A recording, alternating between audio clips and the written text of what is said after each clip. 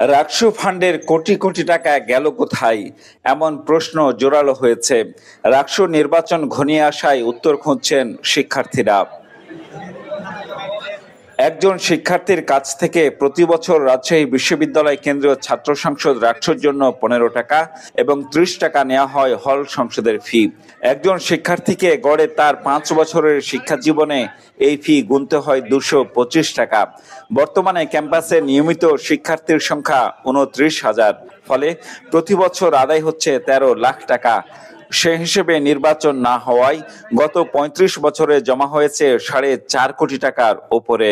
এত বছরের আসলে যে রাকসুর কোষাধ্যক্ষে যে টাকাটা জমা হয়েছে সেটার জবাবদিহিতা কিন্তু প্রশাসন আমাদের কাছে করে নাই, এবং এটার আসলে কোথায় কিভাবে আদৌ আছে কিনা সেই স্বচ্ছতা কিন্তু এখন পর্যন্ত আমাদের কাছে ক্লিয়ার করে নাই। আমাদের অনেক টাকা পয়সা রয়েছে, কিন্তু কত টাকা এক্স্যাক্টলি রয়েছে এটা কিন্তু আমরা জানি না, এবং এই টাকাটা কোন খাতে কিভাবে ব্যয় হচ্ছে এটাও কিন্তু আমরা জানি না। ওনারা রাকসু নির্বাচনের কোনো আর্কাইভই ওনাদের কাছে নাই, 2000 সালের আগের পর্যন্ত কোনো তথ্যই নাই। এগুলো টাকা পয়সা কোথায় যায়, মানে এই অর্থ কোথায় যায়, আমরা এগুলো সামনে আনতে চাই। কিন্তু সে টাকা কোথায় তা জানেন না খোদ রাকসুর বর্তমান কোষাধ্যক্ষও।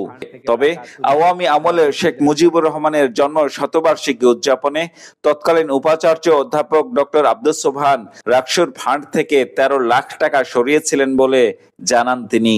বঙ্গবন্ধু তৎকালীন যে জন্ম শতবার্ষিকী উদযাপন হয় সেই সময়ই কিছু টাকা বিভিন্ন হলে প্রদান করা হয়েছিল। সেন্ট্রাল রাকসু থেকেও কিছু টাকা খরচ করা হয়েছিল বলে আমাদের কাছে ডকুমেন্টস আছে। প্রায় বোধহয় 13 লক্ষ টাকা বা সামথিং এরকম একটি অ্যামাউন্ট হবে। রাকসু ফান্ডে জমা হওয়া টাকা এভাবে তছরূপ হওয়ায় ক্ষুব্ধ শিক্ষার্থীরা। রাকসু ফি এত বছর নেওয়া হয়েছে কিন্তু রাকসু হয়নি, সেই টাকা তো কারোর মৃত্যুবার্ষিকীতে, কারোর বাবার জন্ম শতবার্ষিকীতে ব্যবহার হতে পারে না, তাই না? এটা অবভিয়াসলি আমার টাকা কিংবা আমার বাবার ঘাম ঝরানো টাকা। আমরা তো প্রশাসনের কাছে 5 তারিখের পরে যে প্রশাসন আসলো তাদের কাছে তো দাবি ছিল যে বিগত সময়ে যে অন্যায় অনিয়ম যে দুর্নীতিগুলো হয়েছে সেগুলো আমাদের সামনে উঠাই ধরুক, কিন্তু প্রশাসন তো তা করেনি। এমন হয়েছে যে প্রশাসন সেগুলো গোপন করার চেষ্টা করছে। এদিকে অনেকেই প্রশ্ন তুলেছেন, রাকসুর সাথে শেখ মুজিবের সম্পর্ক কি? যারা দলীয় এজেন্ডা বাস্তবায়নে শিক্ষার্থীদের এই টাকা খরচ করেছেন তাদের বিরুদ্ধে আইনি ব্যবস্থা নেওয়ারও দাবি।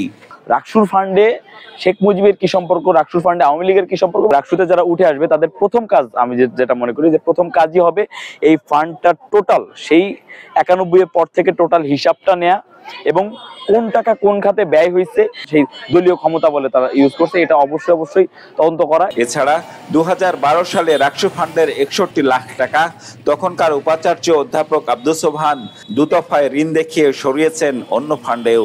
তবে সে টাকা এখনো ফেরত পায়নি রাকসু। Ziaul Gani Selim, star news, Rajshahi.